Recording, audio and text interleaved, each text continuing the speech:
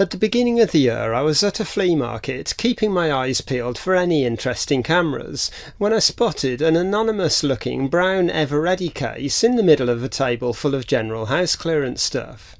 The stall had so much clutter laid out in front of it that I just walked on by, but curiosity got the better of me, so I went back and tiptoed my way through all of the items on the floor to take a closer look. When I opened the case, I was amazed to see a pretty immaculate Nikkormat FTN, complete with a 50mm f1.4 lens. I immediately thought that they would be asking a lot of money for the camera, so I put it back. But again I had a change of heart and figured that I may as well ask the price.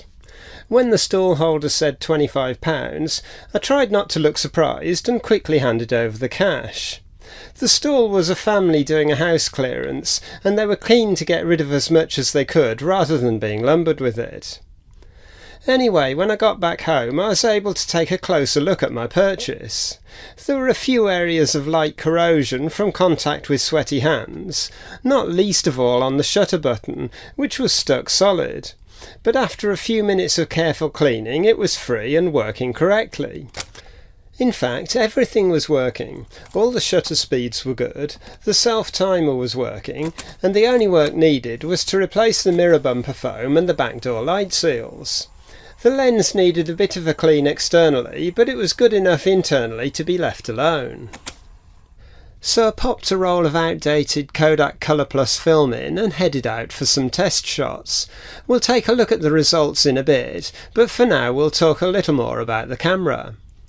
The Nikkormat was first produced in 1965, and being aimed more towards the consumer market, it appears that Nippon Kajaku, who own the Nikon brand, didn't want to dirty the Nikon name with a consumer-level camera, so they branded it as a Nikkormat.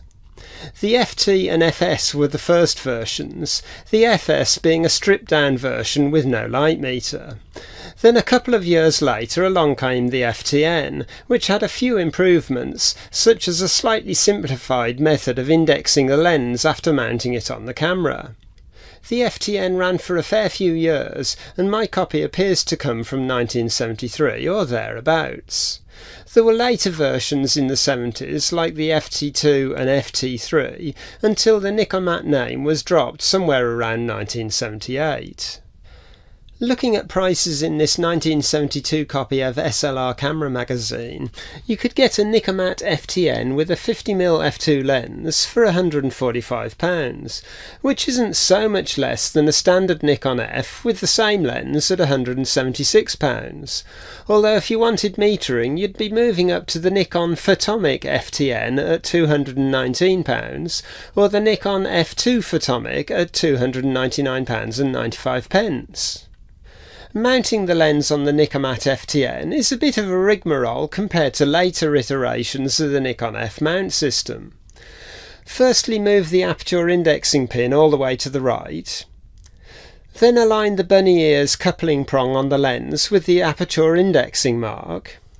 Now fit the lens to the camera so the indexing pin sits inside the coupling prongs, and rotate the lens to the left until it clicks into position. But you're not done yet, because you still have to set the maximum aperture of the lens on the camera body, otherwise your exposures won't be right. To do this, rotate the aperture all the way to the left, in other words to its minimum aperture, then all the way to the right, or maximum aperture. And now the maximum aperture is set, and you're all ready to go and shoot some photos. You can do a quick sanity check to see that the maximum aperture has been set correctly by looking at the indicator on the side of the lens mount. My lens is an f1.4 lens, and you can see that the red blob is a little over f1.2, so that's set correctly. If I pop on this 28mm f2.8 lens and repeat the same procedure, you can now see that the red blob sits at the f2.8 mark. Also on the front of the camera is the self-timer. It's pretty standard stuff. Advance the film, move the self-timer lever to its cocked position, press the shutter button, and then run back to join the group shot that you're photographing. The shot will be taken around 8 seconds or so later. Over on the other side is the lens release button. Just press this and rotate the lens clockwise and off it comes. Not forgetting the setting procedure when you reinstall the lens. Above that is the mirror lock-up lever. Press this downwards to lock the mirror out of the way. Great for slow shutter speeds when using a tripod to reduce any possible vibration from the mirror flipping up just before the shot is taken. Just pull the lever back up again to restore the mirror to its normal position. Slightly less usual is the location of the shutter speed dial, which sits at the back of the lens mount. You rotate it using this lever on the left hand side of the camera, with the index mark on the upper right. Shutter speeds range from 1/1000th of a second down to 1 second, plus the usual bulb setting. The film speed setting is on the bottom of the shutter speed ring. It's probably the only thing I don't like on the camera. It's a bit fiddly to set, but it's not like you'll be adjusting it that often, so it's only a minor grumble. On the left hand side of the camera are the flash sync sockets. M for flash bulbs and X for electronic flash, with a flash sync speed of 125th of a second. Below that is the back door release. Simply pull down on the lever and the back door pops open. On the top of the camera we have the film rewind crank, and next to that the exposure meter window. This is also repeated in the viewfinder. When the needle is in the centre of the circle, your exposure should be about right. In the middle is the cold shoe, although this was an optional extra, so you may not see it on all copies of the Nikkormat. To the right of the prism is the depth of field preview button, which stops the lens down to whichever f-stop it's currently set to. Behind that is the film plane index mark, and then a very nice and clear frame counter, which resets to the start when you open the back of the camera, as you might expect. Then we have the silky smooth film advance lever.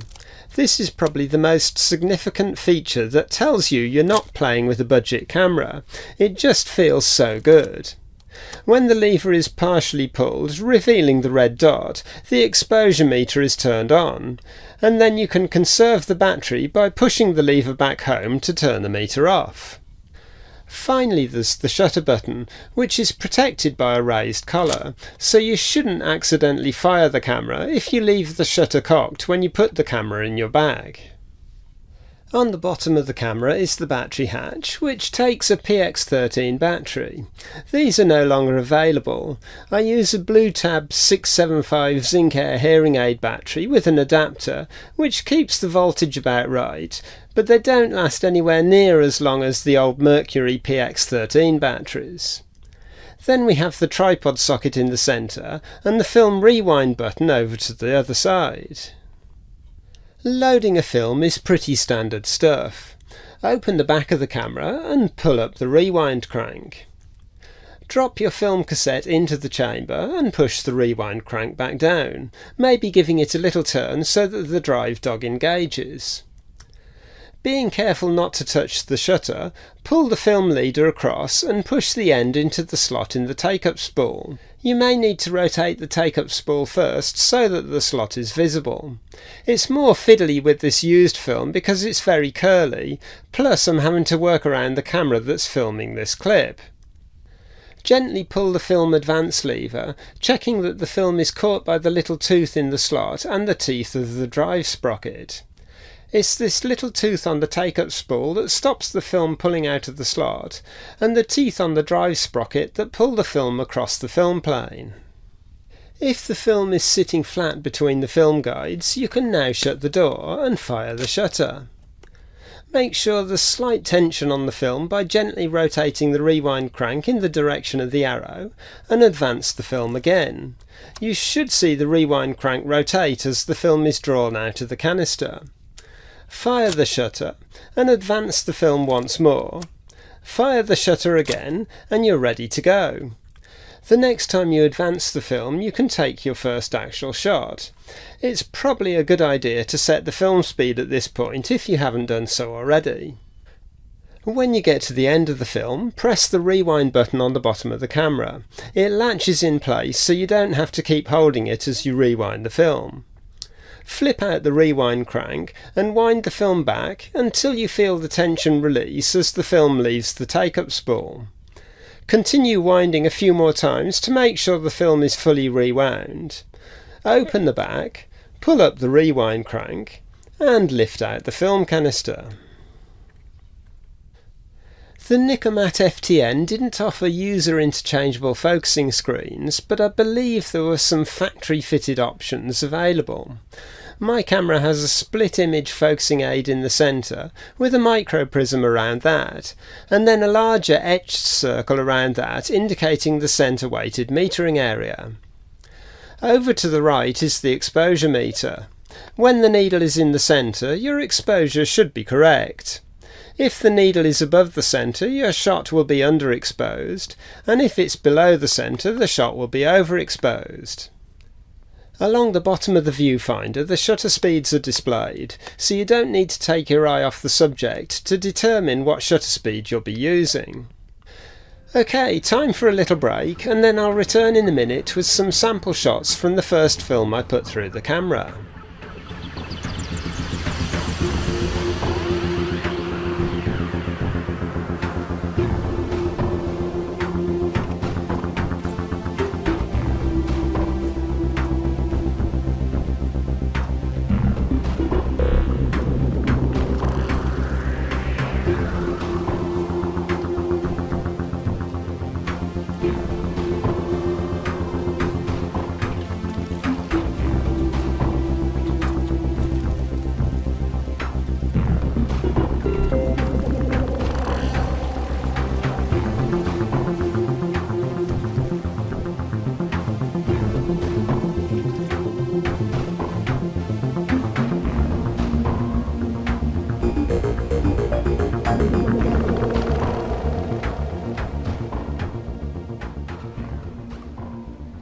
The shutter on the Nikkormat is a version of the Copal Square S metal vertical focal plane shutter. These are a really nice shutter both to use and to work on. I had to remove one from a Nikon SLR camera recently. The entire shutter module can be removed from the camera and operated independently to identify any potential problems.